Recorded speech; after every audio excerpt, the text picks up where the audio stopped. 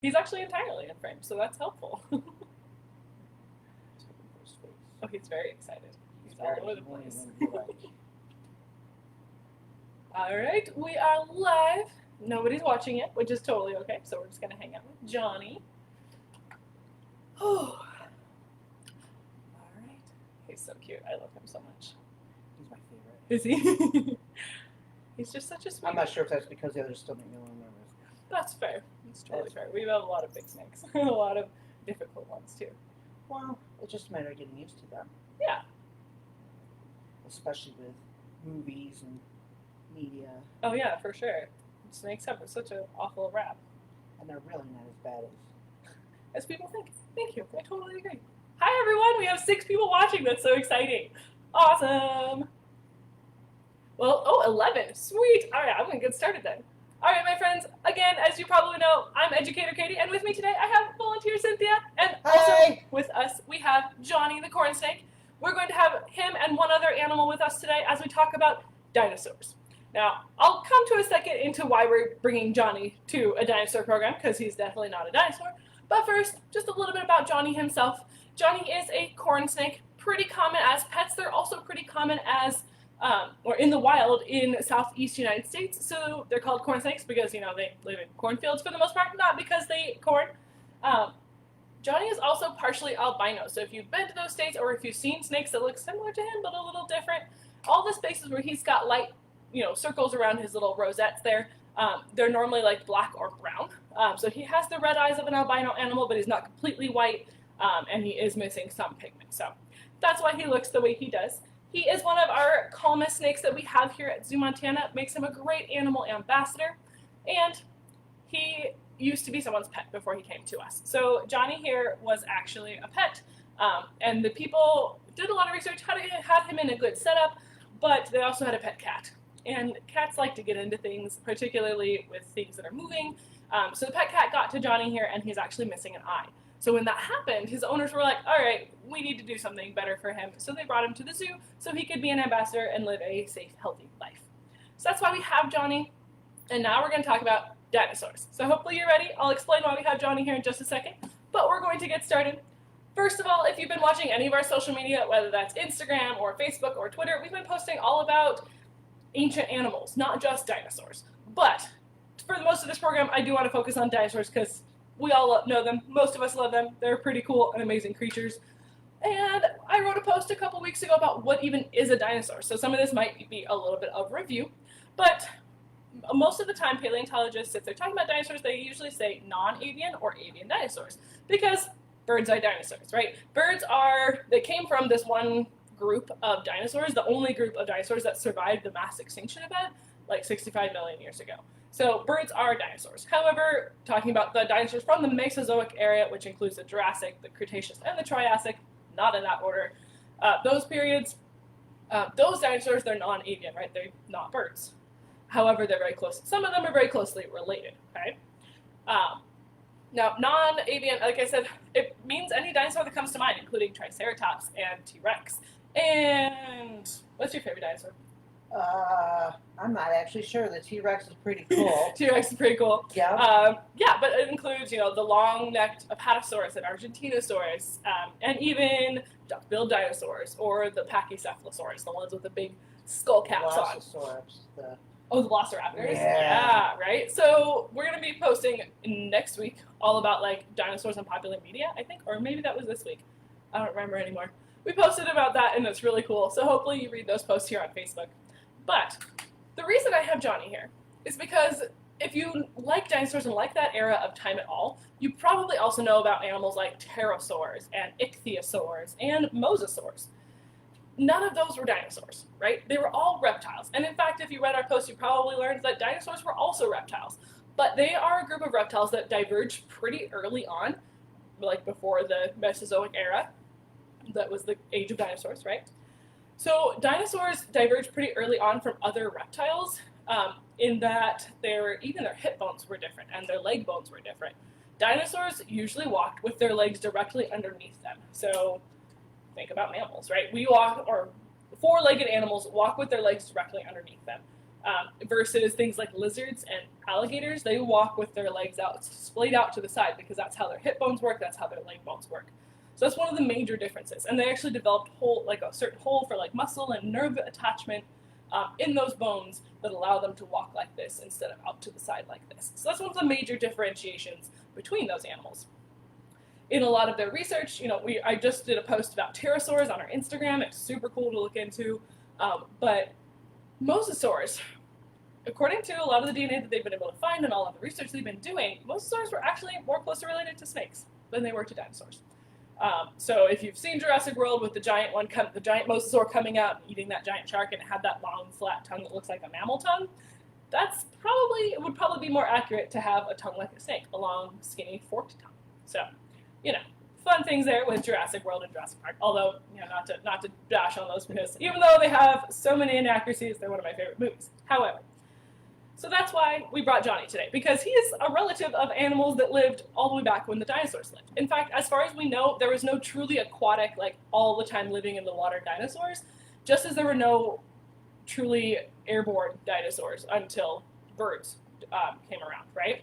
So pterosaurs, or the pterodactyls, as people like to call them, pterodactyls, they were, giant flying reptiles, and they were humongous, right? So check out our Instagram for that post. Okay. So again, reptiles, they're all reptiles, snakes, birds, dinosaurs. They just have a lot of different features that differentiate each other. And the features that differentiate lizards and snakes from the dinosaurs date back pretty far. Now, dinosaurs also had a closer relative than just the bird. Like, birds are dinosaurs, they evolved from dinosaurs. But crocodiles and alligators, and those in that family, also were more closely related to dinosaurs. So dinosaurs and crocodiles and the pterosaurs, there we go. All of those animals are in the group archosaurs or archosaurs. So they're all even more closely related to each other, which blew my mind when I figured that out the other day. So hopefully we're blowing your mind, and we're just giving you something cool to talk about, right? So dinosaurs lived a really long time ago, about 240 to 65 million years ago, which sounds like it is a lot. It's a ton of time, right? And they were one of the most diverse groups of animals, right? They had anything from the Stegosaurus all the way to the theropods, which are the two-legged meat-eating ones like T-Rex. And they were, super cool animals. Some of you watching probably even know more about dinosaurs than I do, which totally cool. Leave me a comment if you want to tell me something or want me to tell everyone else something, because I love dinosaurs, but I am by no means a paleontologist, and I am also not even close to an expert. So, again, closest living relatives to dinosaurs are the crocodiles and the birds, but not the snakes, right? Snakes evolved quite a long time ago, and their relatives were even older than that. So, all right, I think we'll say goodbye to Johnny for now. Say bye, Johnny. Bye, Johnny. If anyone has questions, you can drop them in the comments. We're more than happy to try to answer questions. Again, not an expert, but I love dinosaurs. So I'm also going to bring out a live dinosaur for you right here. You've probably met her before. She's very common here at the zoo, and we've also had her guest star in a couple of our programs here at Facebook Live.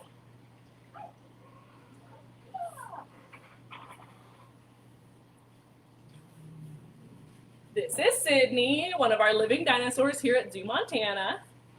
She's very focused on being in the basement because it's been a while since she's been here. So one thing that she shares with other dinosaurs is the feathers. So feathers came before birds did, right? Archaeopteryx is a common example that many people know about as a dinosaur that had some dinosaur exclusive features and some bird features. Archaeopteryx still had teeth, I believe. Modern birds do not have teeth. Modern dinosaurs don't have teeth. They have those big beaks. They've got feathers all over their body. Yeah, and they lay eggs, much like their dinosaur relatives did as well. And they're just really cool. So Sydney here is a laughing kookaburra. She's one of everyone's favorite animals here at the zoo for the noises that she makes, as well as just being really pretty and really cool. These birds, as you probably know if you've seen any of our Facebook Lives, are from Australia. And they are the largest member of the kingfisher family. So if her shape looks familiar, we do have the belted kingfisher here in Montana and a few other species throughout the United States. But, oh yeah. So kookaburras make a lot of noises, which is really cool. Most of their noises are for territorial, like just calls. So being up in her exhibit, if you've been to the zoo, she'll often make a call when you walk up because she's like telling you, hey, this is my house, stay out of my house. But she also makes those little chattering noises that you heard a second ago, probably just talking to me and telling me how she feels about being down here today. Because a lot of those calls are also for their flock mates. What do you think, Sidbird?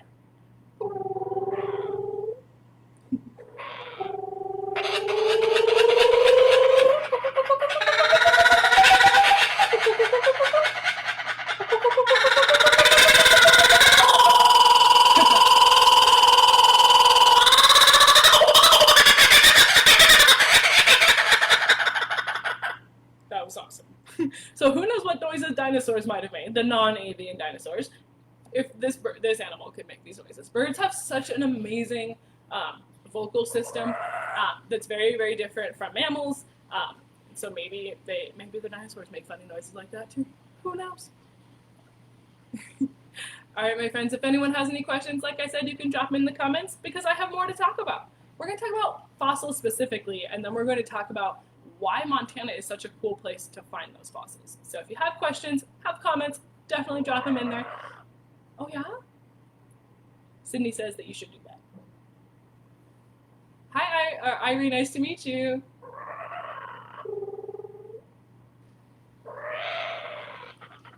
Oh yeah? Alright, I'll wait about 15 more seconds and then I am going to move on. What do you think, Sidbird?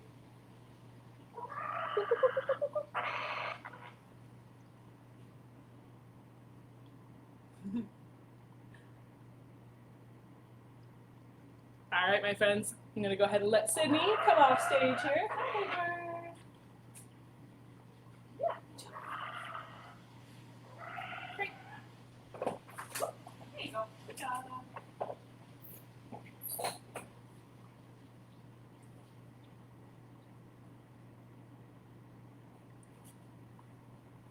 All right, my friends, thanks for your patience. Now we're going to talk about fossils because that's what dinosaurs are, right? That's how we know of dinosaurs and other ancient animals is the fossils that they leave behind. Now, fossils are basically anything that can be an indication of past life. It can be tracks like this giant theropod footprint cast, right? So this is something that someone found in the ground, put some plaster in probably, and then pulled it out. This is a plastic replica, but tracks are a type of fossil, right? It's also coprolites, which is a really just fun way to say dinosaur poop. So coprolites are fossilized poop. There's also obviously exoskeletons, so insects, have been found as fossils as well, or imprints of something, so like a leaf, whether it's the leaf itself that's been fossilized or turned into rock, or it's like the imprint of a leaf. Same thing has happened with insects, as well as, full-on skulls and skeletons. This is also a replica, but really cool, right? Bring that nice and close. This is of a Deinonychus, which is really what the Jurassic Park velociraptors were. Velociraptors, as most of you probably know, were about maybe a little bit bigger than chicken size. Not super big, long tail, but that's about it. Deinonychus is more the size of the velociraptors on Jurassic Park, right? So a little bit different, but still really cool. And even feathers have fossilized, right? Or impressions of feathers have fossilized. So fossils are really cool. Fossils are something organic that used to be alive that either, like we said, left an impression or it turned into stone through lots of pressure and lots of time. So again, I'm not an expert, but I can leave some videos in the comments for you or some sources in the comments for you. So you can look up more about what exactly they are. Now to talk about why Montana is such a good place for fossils, okay? So, geology rocks. Ha ha ha. Okay, I think that's funny. But slow erosion is really good for fossils because when they get to the surface, right, they've been underground and squished in lots of places for millions of years, millions and millions and millions of years. So when they get to the surface, they can be pretty delicate. But places that don't have a lot of erosion, so dry, hot, and sometimes windy, although that can be detrimental as well. But those areas can be good because they get exposed but not destroyed right away. So throughout Montana, and actually all the way from Montana down to New Mexico, we have what's called the Morrison Foundation, which is a bunch of sedimentary rocks that were deposited during the Jurassic period, which is, right in the middle of the Mesozoic era. And it was a great place for, us, where dinosaurs died and were quickly buried and then fossilized over time, so they were preserved. And it's probably a good place for that to happen because there was, the intercontinental ocean that covered like the center of the whole United States, right? So there's shorelines nearby, and there was also lots of different habitats through time. So it's easier they fossilize quickly, and yet they're easier in some zones to get those fossils out of the ground. So in Montana, Utah, Wyoming, slow erosion, very hot and dry and windy areas, so that fossils get revealed but also not destroyed completely immediately. Also, in Minnesota, for example, and some of the places where the inland sea used to be also are where the glaciers came through during the ice ages. There were multiple of them, by the way. Super cool to think about. But during those ice ages, the glaciers came down from the north into North America and pulverized stuff and or picked it up and moved it and then took it back and did that multiple times. So in Minnesota, most of the fossils that they have there are from before the dinosaurs, from when there was more ocean all over the top of Minnesota, and so there's lots of marine things there, fish and other animals too. But here in Montana, the Rocky Mountains and a bunch of other geological formations didn't allow the glaciers to extend as far and pulverize or get rid of as many fossils. So that's one thing that's very helpful as well. And I know this has been a little bit of a rambling for dinosaurs because there's just so much to talk about.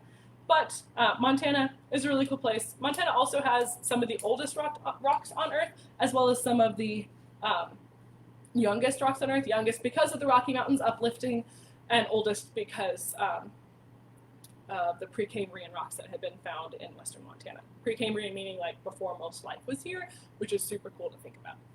So, all right, my friends. If there are any questions, you can drop them in the comments. This is going to be a pretty short program because it's just me, and also, there's too much to talk about in one video, so we decided to keep it a little bit short. But if you have any questions, you can drop them in the comments. We'll hang on here for a few more, maybe 30 more seconds. But also, I didn't want to talk about all the things we've been posting about on Facebook and Instagram and Twitter because I don't want you to have to hear it twice. So definitely check out our Facebook, our Instagram, and our Twitter for all sorts of info about ancient animals. Also, this week is National Zookeeper Week. This coming week is National Zookeeper Week. So if you see our zookeepers, definitely give them some love because these guys work super hard to take care of the animals that we have here at the zoo. All right. If there are any questions, awesome. If not, thank you guys for watching during this. Actually, it's pretty nice out today. So thank you for watching during this really nice day. I hope you go outside and have some fun, but still stay safe, wear your mask, and just have fun and enjoy the summer. We will be back for another Facebook Live, I believe at the end of August. It's going to be a pretty busy couple weeks for us, but definitely stay tuned, and we'll see you next month. Bye, you guys.